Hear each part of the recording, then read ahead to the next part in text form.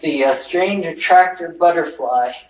All right, so you face, in this case, left because that's the arm that's bent. Put the ear on your palm, as in twist it, untwist. Bend the left knee to the side. Bend the left knee to the side. That means bend at the, there you go. And place your ankle underneath the right thigh, about halfway up. Here? Yeah, just like that. So that's your working position. And right foot, where is that pointing? Up, down? Well, it's casual at this stage. You're not working directly with that. And once you know this movement pattern, you might discipline yourself to make sure that the right foot is centered and pointing straight up. But right now we're not doing multiple things. We're just getting one thing done. All right. And it's a funny thing, as I look at you, it reminds me of a tarot card called the Hanged Man. That seems to be the position. It's hung from a rope to one ankle upside down. So anyway, maybe I'll make that the name of it. Who knows? So the movement to start here, would you start with the leg action, is now with the left knee you make circles parallel to the floor surface. So you push the leg long and then narrow with the leg and then pull the knee in and to the side again. And there's one circle. There's your, arbitrarily we'll call that clockwise. And my back does not arch. Well, don't concern yourself with that. Just get this movement going well. Remember that the hip bone moves with the leg.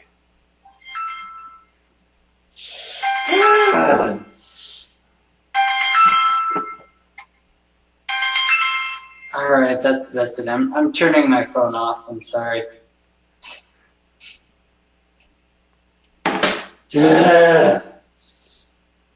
Phone's off. Not gonna happen again. All right. So practice making those knee circles with the left knee only to the side, and notice that it's already implying the Glomphasaurus movement.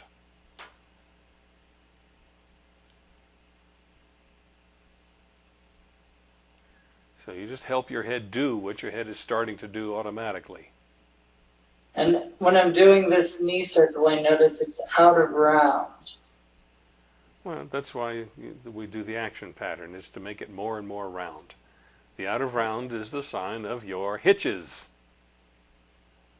You got hitches. Now, Hitches get stitches, right? I don't know. So, when the knee is forward, the chin is forward. When the knee is pulling in, the knee tucks, chin tucks in. When the knee is pulling into the waist, the chin goes away from the neck. You see, it's circles that are parallel direction. The Glomphasaurus circle and the knee circle is parallel.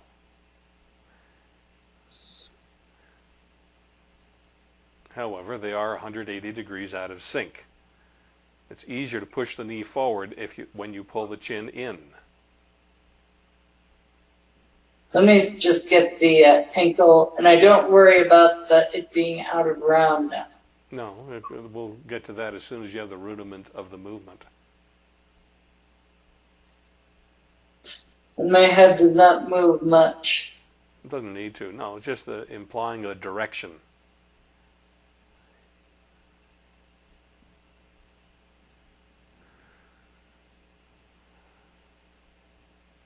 So you just help your head movement be what's happening automatically from the pelvic movement.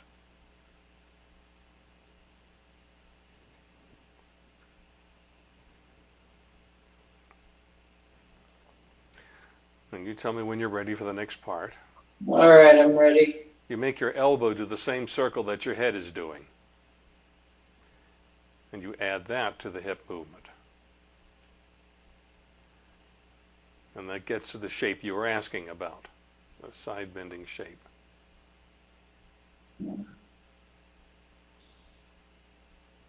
And is there a way to add a twist? Not in this pattern. So no lifting the head and going? No, you get to just get the thing in round first. Then you can place higher demands on yourself.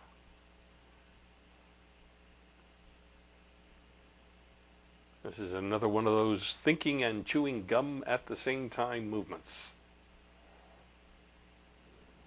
If I see a stuck point, I imagine how it's supposed to be, and I work through it that way, right? Well, that's one element of it. The other is go slower and slower with each circle. Things that don't change at a faster speed need a little more leverage, and going slower gives that to you in multiple ways.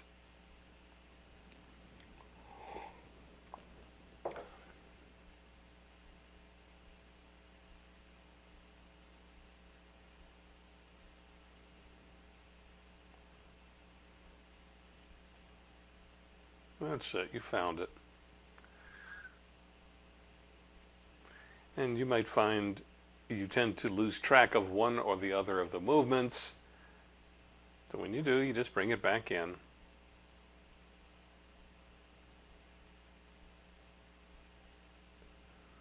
You say when ready for more.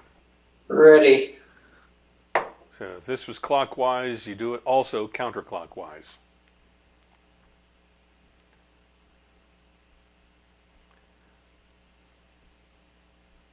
And just start with the hip movement first, get that going.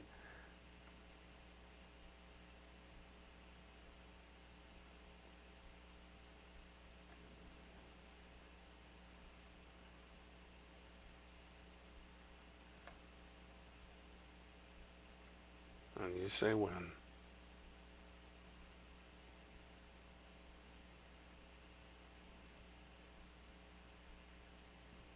Already. Okay, so it looks like you skipped a step successfully.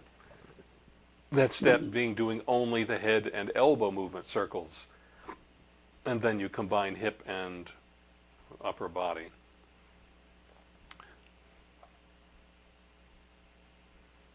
Again, going slower and slower with each repetition gets things done that don't occur when you're just doing uniform speed.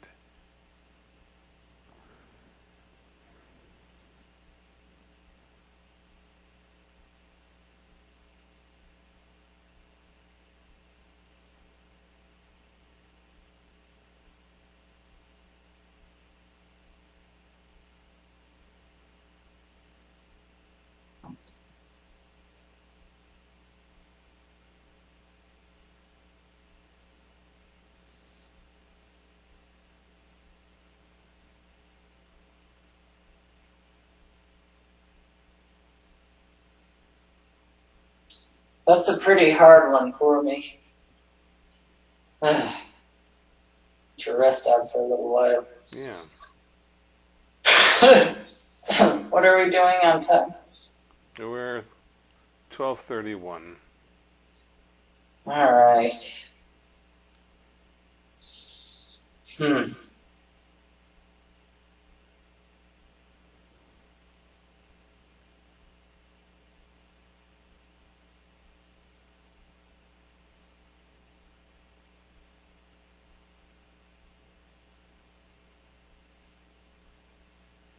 Yeah, I have a lot of stiffness in the spine. No, let me try it on the other side, just for symmetry purposes.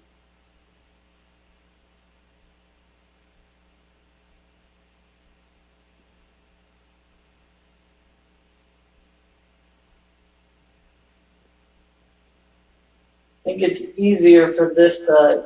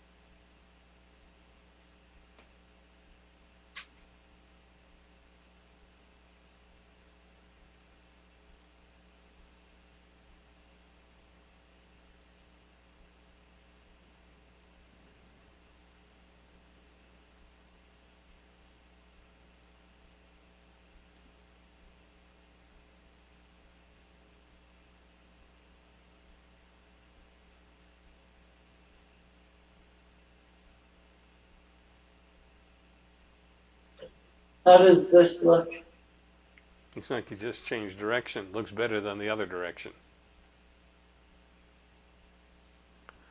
So the other direction will be more fruitful. But of course, you do both.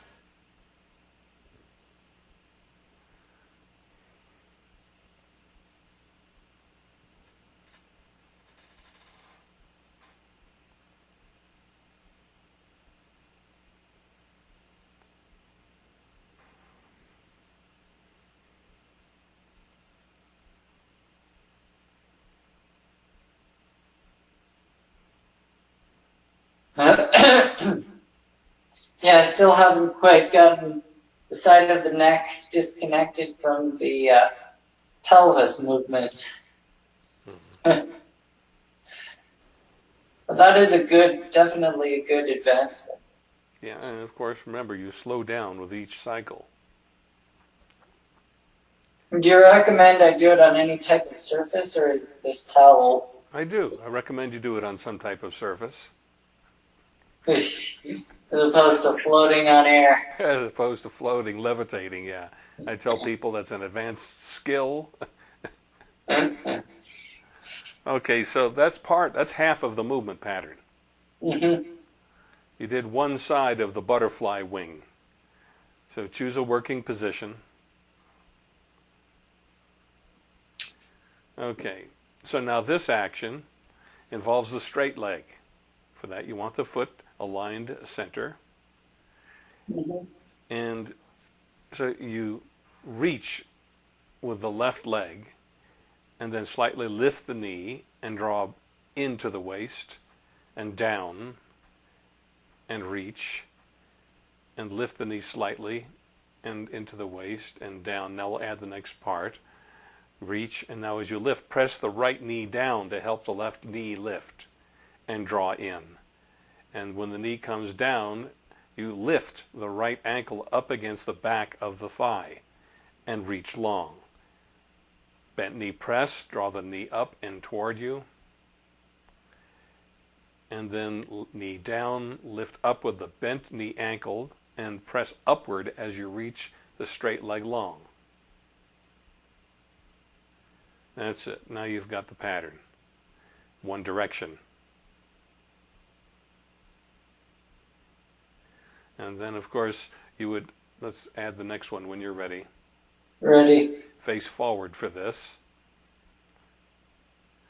And now as you move that straight leg, you do the Glomphasaurus head movement with it. There'll be a natural direction. That's it. And this is butterfly wing number 2.